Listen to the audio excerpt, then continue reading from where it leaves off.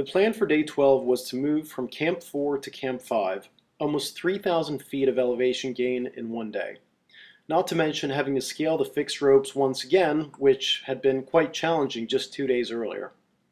Adding to this, the weather at higher altitude had been bad for over a week, leaving multiple expeditions stranded at Camp 4. If the weather did indeed cooperate today, we could be sure that we would not be alone attempting to reach Camp 5.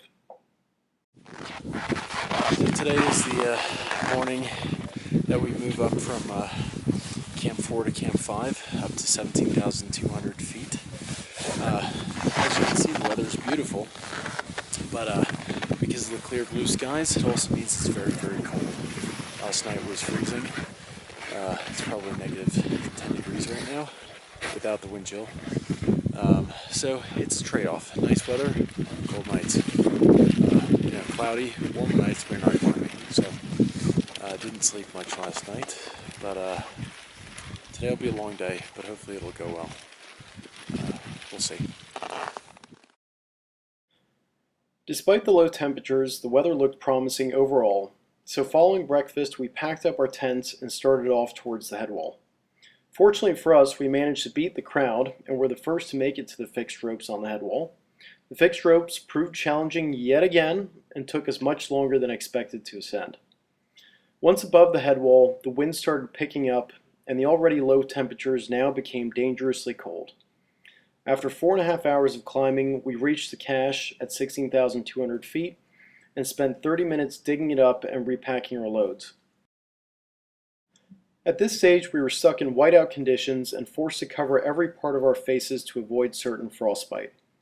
Only 45 minutes later, our lead guide decided to suspend climbing for the day due to the deteriorating conditions. Over the next 2 hours, we worked on setting up an emergency camp at 16,400 feet, a challenging endeavor in blizzard conditions. Once safe in our tents, we were all able to survey the damage done, and although I had fared fairly well, many of my teammates were not so lucky. Greg had developed a terrible blister on his nose, Rick and Steve had frost nip on their noses, and Bruce had frostbite blisters on multiple fingertips. So today we had planned on moving from Camp 4 to Camp 5, 14,500 to 17,200. And after climbing for about 4.5 hours, reaching the top of the head wall, the weather turned and we climbed for another 45 minutes or so, and the weather didn't improve, so we set up an emergency camp between Camp 4 and Camp 5. So we're currently at 16,500 feet, so we have about 700 feet to go tomorrow, assuming the weather improves.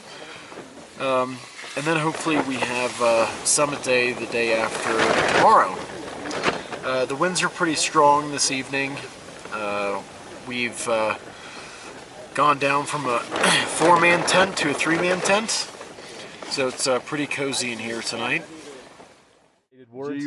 Yeah. He doesn't have any. To tell you the truth, words. I don't know. We're on. We made it up the fixed lines, and we're at 16.4. 16.4. Got caught in a hellacious storm. Must be 150 mile an hour winds. Yeah, 150. We both Brucey and I got frost nip, and here we are. We're comfy as 4 bugs in a rug. Here we're four men in the tent. 4 men in the tent. Yeah, 4 men in the tent. Like it could be a TV show. Is this the wrong time to come out? Reality. Yeah.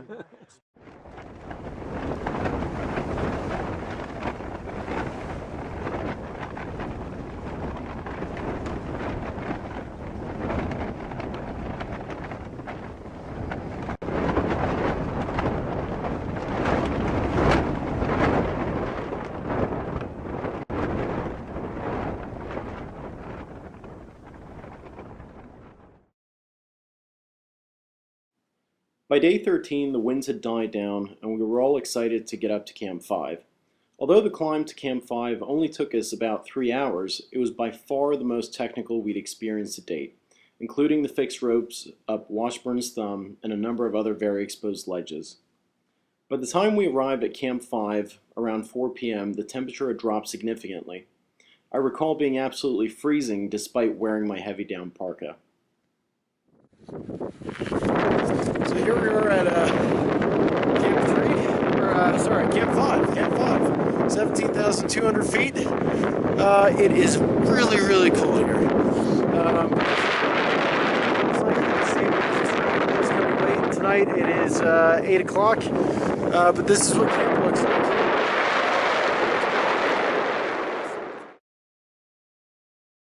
After getting our tent set up, we all gathered for a team meeting to discuss the details of the next day's summit attempt. The plan was to get up at 8 a.m. and start climbing at 10 a.m., of course weather permitting. The final push to the summit would cover the remaining 3,000 feet in elevation and was expected to take 8 hours up and 4 hours back down to camp. The remainder of the evening was relatively calm. Most of us were either busy rearranging our gear or trying to rest, the latter which proved futile.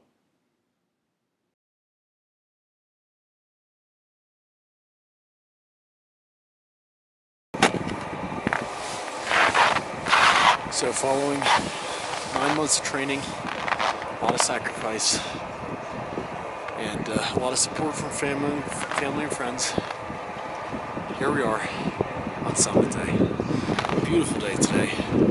Hopefully everything goes well. I'm happy that I made it this far, stayed healthy, strong the entire time, and I'm ready to give it my all today. Whatever's left is coming out. So here we go.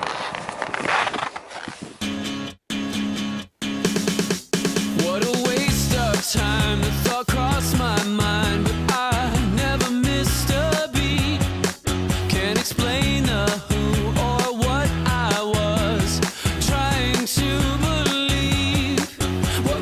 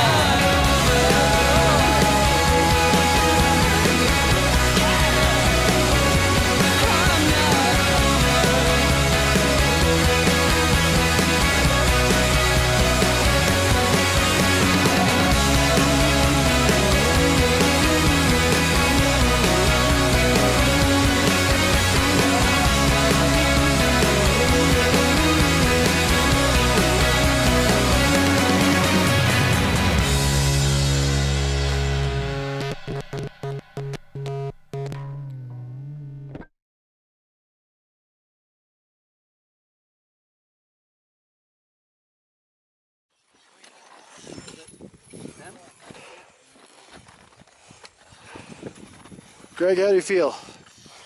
I feel relieved, exhilarated, rewarded, relieved.